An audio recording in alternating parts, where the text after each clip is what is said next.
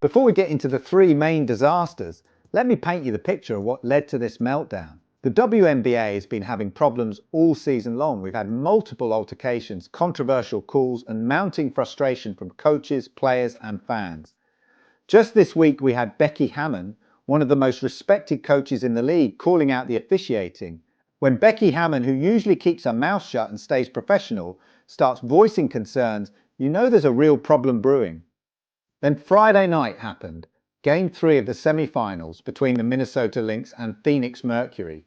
The Lynx are down 2-1 in the series, fighting for their playoff lives.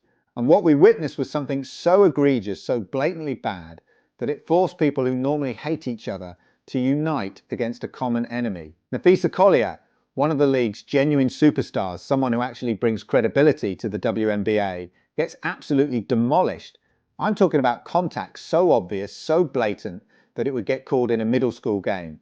But the refs, complete silence, no whistle, no call, nothing. Cheryl Reeve, the Lynx head coach, loses her absolute mind. And honestly, good for her. Someone needed to call out this incompetence. But instead of the league taking a step back and saying maybe we should look at our officiating, they decided to double down on stupid. This is the moment the league lost the room. Cheryl Reeve gets tossed with 21.8 seconds left. The arena is boiling over a brutal no call, and the WNBA's response is to suspend her for Game 4, an elimination game. You want people to talk about basketball, now they're talking about the whistle. The league listed 4 charges: aggressively pursuing an official's slow exit after ejection, comments to fans and remarks at the podium. Here's why that lands wrong. A head coach is supposed to advocate when a star takes heavy contact. Emotions spike in the final seconds of a playoff game. If the comments were truly over the line, quote them. If not, it reads like a padded case to justify a headline penalty. And the timing, in the semifinals, that turns Game 4 into a referendum on officiating, not a showcase for the players. A head coach in the playoffs is more than timeouts. It's ATO design, 2-for-1 math, foul protection decisions, and bench temperature. Pull that voice and you tilt the chessboard before the opening tip. You don't cool a fire by pouring gasoline on it. You fine her, meet privately, publish your standard, and let the series breathe. Here's the uncomfortable math behind that budget line. When casual viewers vanish, everything downstream shrinks. Ad inventory sells for less because CPMs follow audience size and quality. Broadcasters get jumpy about make goods and start pushing your games into tougher windows. Sponsors who sign for momentum begin asking for integration flexibility, code for we want out or we want cheaper. Team shops feel it too. Merch spikes are tied to stars and playoff moments. No stars, no moments, no spike. Social doesn't save you if the sentiment is off. The algorithm gives you a grace period for controversy, but it penalizes fatigue. If every highlight package is drowned by quote tweets about officiating or injuries, your completion rate tanks. Lower completion rule less reach, fewer new eyeballs. That's how curiosity turns into churn in a month.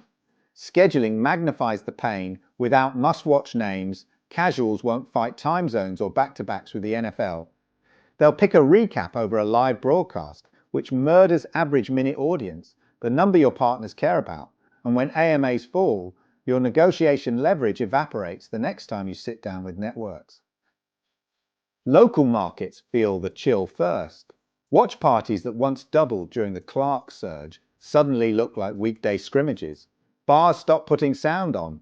Venues stop staffing for game nights. The vibe shifts from event to programming, and you never want to be just programming. None of this is hatred of the sport. It's a trust issue with the product. Casuals need to believe the ending will be about basketball, not bureaucracy. They need predictable standards more than they need viral dust-ups. Give them crisp fourth quarters, clear whistles, and a star or two they can track through a series, and they'll come back. Keep serving grey area physics and post-game punishments, and they won't. Not because they're fickle, because they've got options. The audience problem isn't noise, it's confidence. Fix confidence and the numbers follow. And now the kicker, a potential Aces Mercury Finals that a lot of neutrals say they won't watch. It's not about talent. Arja, Alyssa and Diana are elite. It's about vibe. Casuals wanted new storylines. Clark's playoff debut. Clark vs Reese Part 2. Fresh rivalries. Instead, they're bracing for old grudges and more Reef discourse. When your own audience pre-rejects the championship, that's not a PR issue. That's a product issue. There's a fix, and it's not complicated. Clarify the standard. Post a 30-second rules reel on the disputed plays. Show the angle. Cite the rule. Explain the call. People accept tough calls when they understand them. Pre-commit the tone. If you want rugged playoff hoops, say it in April and stay consistent in September. If you want freedom of movement, call the holds early and late. Protect the product. Fines send a message. Suspensions in a 2-1 series hijack the show. What Game 4 must look like? Set the bar in the first 3 minutes. Blow the first grab the same both ways. Reward verticality, not forearm bars. Talk to the captains. Here's the line tonight. Swallow the ticky-tack at half court. Be decisive at the rim. Let stars decide the ending. If the game feels physical but predictable, the temperature drops and the basketball takes over. This isn't one headline. It's 3 at once. Leadership. Punishing critics instead of fixing process. Financial, losing casuals when you've never turned a profit is lethal.